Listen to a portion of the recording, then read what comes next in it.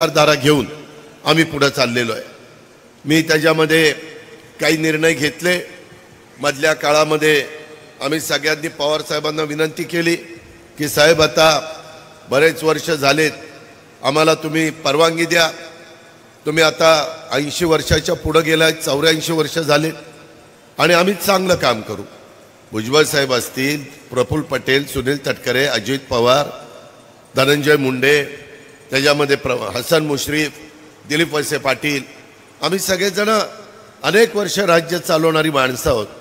आम्ही सगळ्या राज्याला दुष्काळी भागात, अतिवृष्टीच्या वेळेस, त्याच्यामध्ये गारपीट झाल्यानंतर, अवकाळी पाऊस पडल्यानंतर, काही नैसर्गिक संकट आल्यानंतर अशा पद्धतीनं कसं आधार द्यायचा आणि बाहेर काढायचं हे आम्हाला समजलेलं आहे।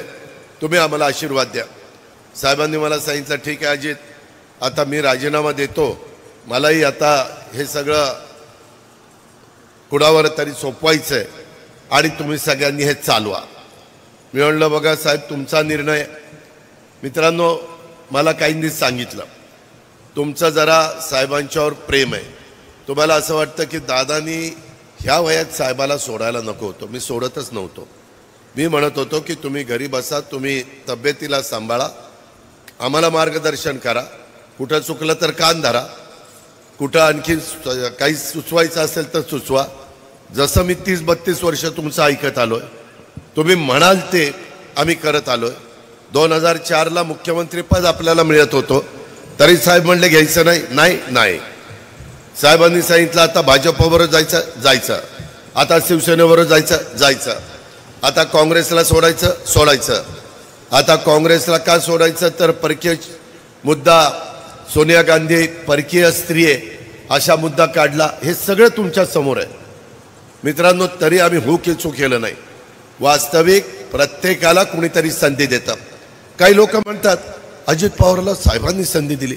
अरे हो ना, पण साहेबांना पण चव्हाण साहेबांनी संधी दिली।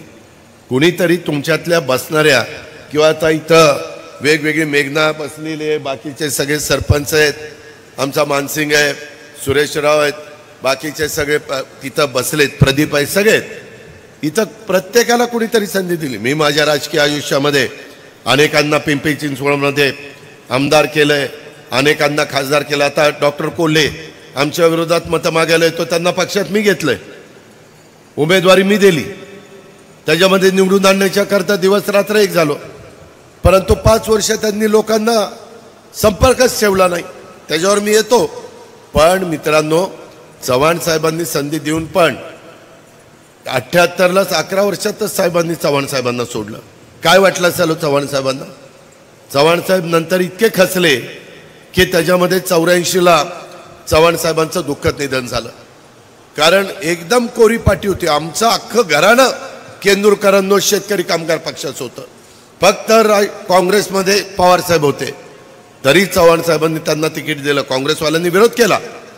आम्हाला आजी आजोबा सांगायचे की बाबा का तर हा इतका तरुण मुलगा, लग्न पण न झालेला, पण चव्हाण साहेब म्हणले एक जागा कमी झाली तर काय बिघडत नाही, काँग्रेसच्या 200 जागा निवडून येतात।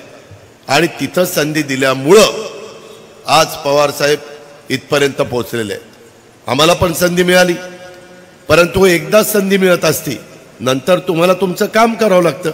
लोक काही सारखं साहेबाचा पुतण्या द्या रे त्याला मत द्या, साहेबाचा पुतण्या द्या रे त्याला मत द्या, असं करतील का? ती बारामती आहे। पहिले 5 वर्ष मला दिलं, नंतर मी काम दाखवलं या बारामतीमध्ये बघायला।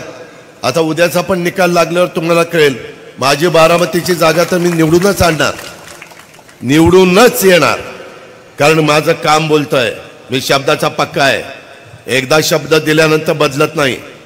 असंच मला मीटिंगला घेऊन गेले आणि सांगितलं की आपल्याला अमित शहा, पवार साहेब, मी, प्रफुल्ल पटेल, देवेंद्र फडणवीस आणि सांगितलं की आता देवेंद्र मुख्यमंत्री, तो उपमुख्यमंत्री, सरकार बनवायचं, कुठलं पालकमंत्रीपद कुणाला काय सगळं ठरलं।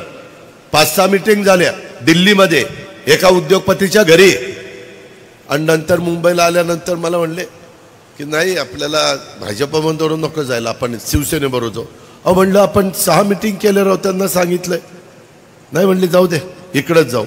मी म्हणलं मला त्यांनी शब्द घेतलाय, मला नाही असं करता येणार. मी दिलेला शब्द पाळला.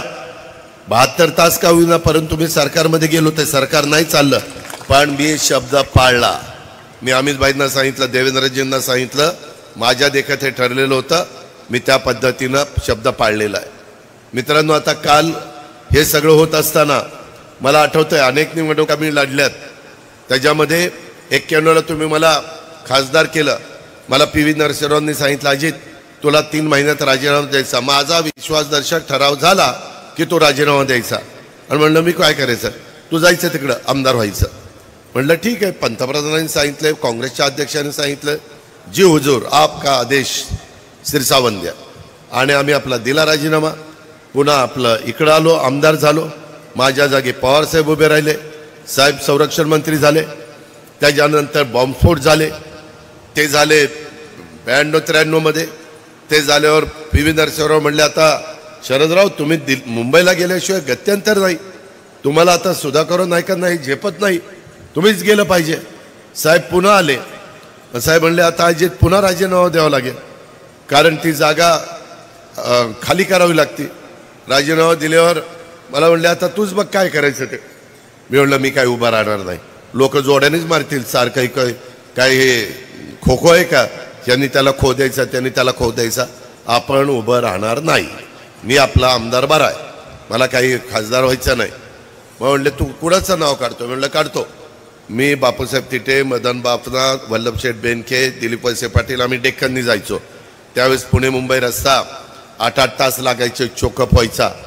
आणि डेक्कननी जाताना माझी आणि बापूसाहेबांची सीट जवळ आली होती, जवळ बसलो होतो. बापूसाहेब बी स्किल तुम्हाला सगळ्यांना माहिती आहे. आणि बापूसाहेबांना म्हणलं, बापूसाहेब आता ही जागा रिकामी झाली, तुम्ही राहता का खासदार केलं. त्यांनी असं माझ्याकडे बघितलं. मी खासदार केला. हा म्हणलं राहा ना. ते सगळा खर्च तू करणार असेल तर मी राहील उभा, सगळा प्रचार तू करायचा, सगळं तू करायचा. म्हणलं हा करतो. म्हणलं बघा बदलायचं नाही. नाही म्हणले नाही बदलत. म्हणलं मी साहेबांना बोलणारे रात्री, साहेब तिकडं आहेत. ते म्हणले बोल. साहेबांना सांगितलं, साहेब बापूसाहेब तिथे अनेक वर्ष आपल्याबरोबर आहे, ते खासदारकीला उभं राहायला तयार झाले, आपण त्यांना उभं करू. आम्ही सगळा खर्च त्या ठिकाणी करतो, जो काही निवडणुकीच्या आचारसंहितेप्रमाणे असतो तो, आणि निवडून आणू. त्या पद्धतीनं आपण सगळ्यांनी बापूसाहेबाला निवडून आणलं आणि खासदार केलं. तुमच्या गावामध्ये सदाशिवराव थिटे, त्यांना पण पंचायत समितीचा सभापती, मी अनेकांना तुमच्या तालुक्यामध्ये सभापती केलं आहे.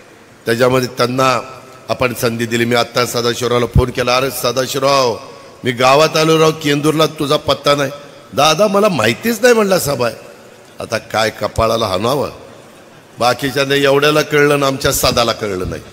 पण म्हणलं ठीक आहे. आता सुरेशने फोन लावून दिला होता मला, आता म्हणतो मला म्हणतोय प्रदीप फोन केला होता. ठीक आहे, आता त्याच्याच गावात येऊन त्याला खोट्यात कुठं पाडतात यार, पण काहीतरी काम असेल, हरकत नाही. परवा पण मला ते भेटलेले होते. मित्रांनो, भावनिक होऊ नका. मी काही चुकीचं केलं नाही. आता काय केलं, पवारसाहेब काल काय जाहीर केलं की म्हणले आता काँग्रेसमध्ये जायचं, असं मी पेपरला वाचलं.